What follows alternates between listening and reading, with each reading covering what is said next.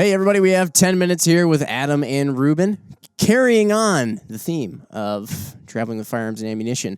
We've talked a lot about the what firearms not to carry on part. Carrying on. Maybe don't carry on what we're talking about. Yeah.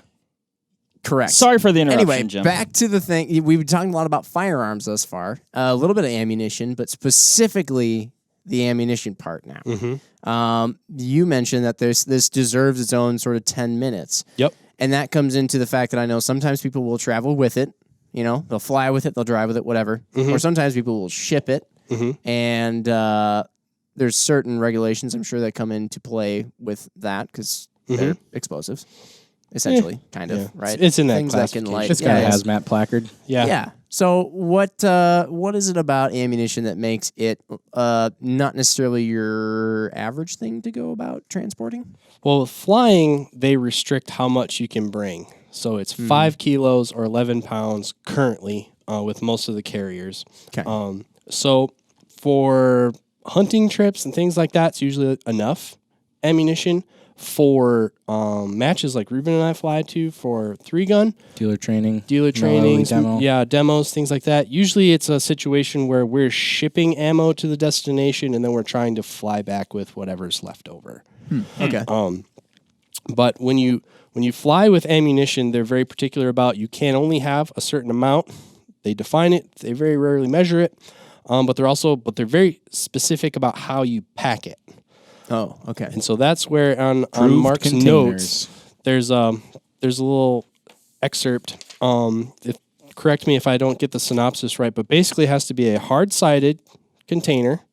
A rigid container. A rigid container that protects the ammo from shifting.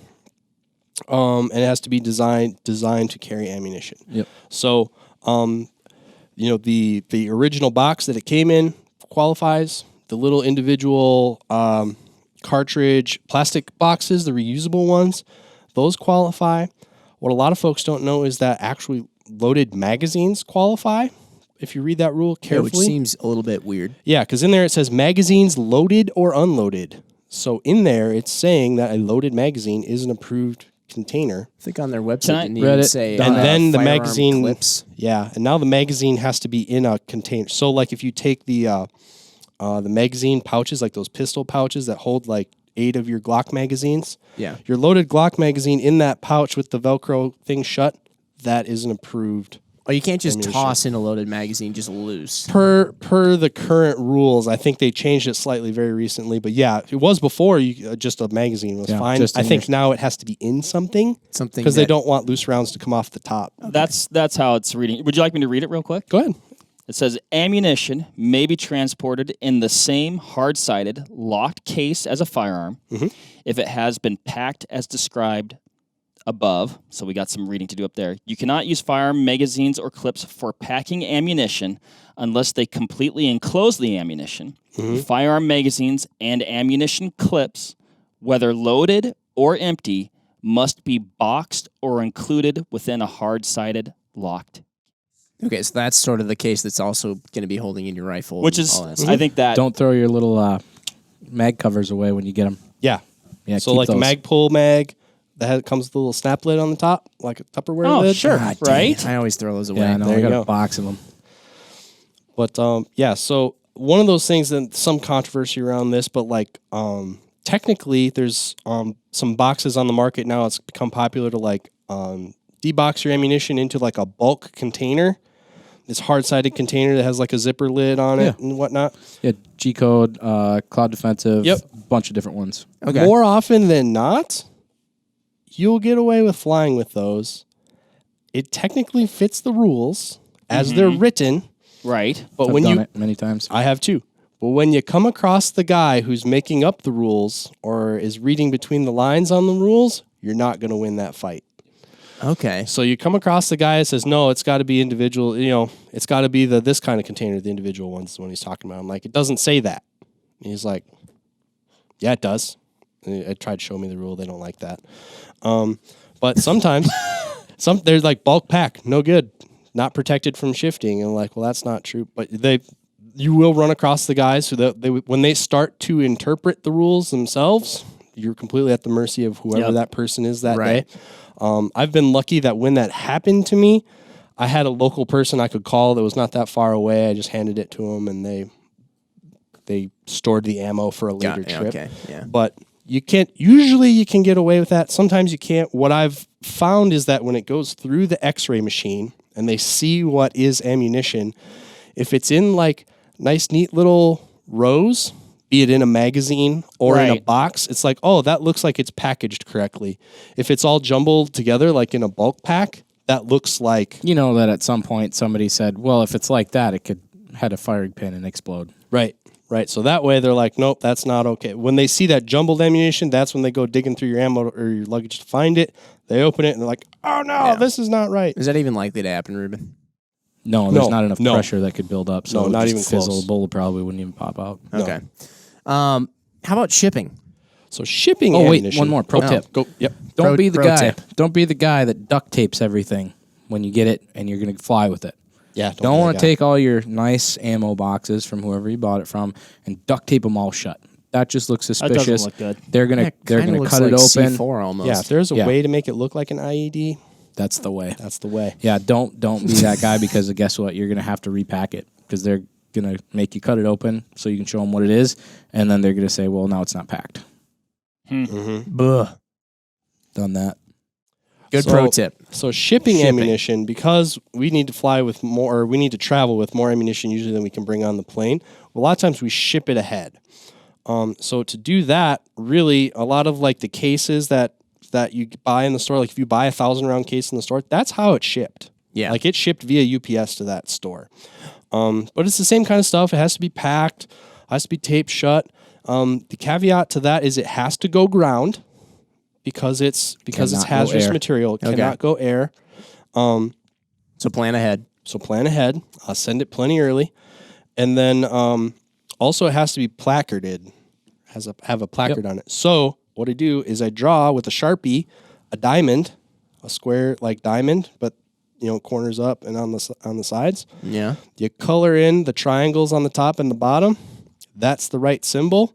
And then you write cartridges, small arms on every side of the box. Yep. If it's not there already, good to ship. That's how it goes. Yep. If it fits, it ships.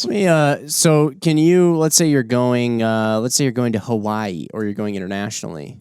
You're just going to have to get your ammo when you get there, right? Because you can't go ground. Typically, what we find when you're doing anything like going on a waterfowl hunt in Canada, going to Alaska, doing whatever you're going to do in Alaska, if you're like a hand loader and you're very particular about what you use and the rounds that you use and you've chronoed your gun and everything, then go through the process. And typically, most of the time, you're going to just fly with that amount of ammo and don't need bulk ammo.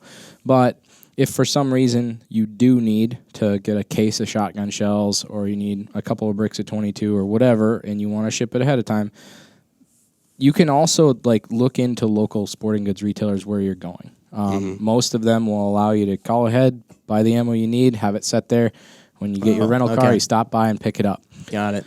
Again, there's going to be plenty of circumstances like you're going on a long-range sheep hunt. You want to use the ammo that you practiced and chronoed with, right? That's something that where you would just fly with the ammo you need. But there's a lot of we use the Winchester white box example all the time, or the Walmart AA. If you're going to an area and you know that you're going to shoot a 3-gun match and you need 200 rounds of shotgun, call a local sporting goods store. Stop at Walmart. Most of the time, you're going to be able to find what you need if you're going to an area that has people in a Walmart. Well, and that's what we do a lot of times. Usually we're kind of particular about the pistol ammo we use or the rifle ammo we use, so we'll ship that. The shotgun ammo is kind of shotgun ammo, or what we use is readily available anywhere. Yep. And shotgun ammo by volume is very heavy, so it's very expensive to ship. So oftentimes it's cheaper to just source it when you get there. Yeah, so a case of shotgun ammo, a flat, right, fits 250 rounds, is usually in the same size box as 1,000 rounds of 223 or 2,000 rounds of 9. Yeah. Wow. So by weight, we usually makes sense, yeah. we usually buy it local. It's usually easy to find. Yep. And so we go that route too, and that would go for internationally too. When you talk about guys going to the world shoot and stuff like that, usually they work with distributors or stores overseas to get what they want over there instead of shipping The theirs. horror stories that we hear about guys shooting matches overseas almost always come from being very particular about the ammo they use and trying to fly with it or ship it instead of sourcing it locally. Okay. Usually those are the horror stories is I got there and my ammo didn't show up. Yeah. So that's, it's something to keep in mind too. All right. Kind of a good reason to maybe make sure you practice with some of the cheap stuff just in case. Well, yeah, so you think about like flying to a country to go shoot a match, like in this last year it was France. So flying to France to shoot a match or whatever, and you do the declaration for your guns, you get your permitting months ahead of time to fly into this country with your firearm, but you didn't do your ammo. So you show up with your guns and your ammo in the same case, and now all of a sudden they didn't know that you were flying in with 10, 11 pounds of ammo. That gun gets held up at a different airport, wherever you first crossed into that foreign area. Yeah. Good to know. Good to know for sure. All right. Ammunition. I think we got one more of these bad boys. Mm-hmm. All right. We're going to keep it rolling with the theme. So thanks, everybody, for tuning in. And as usual, let us know what you think. We'll catch you on the next one. Bye. Bye.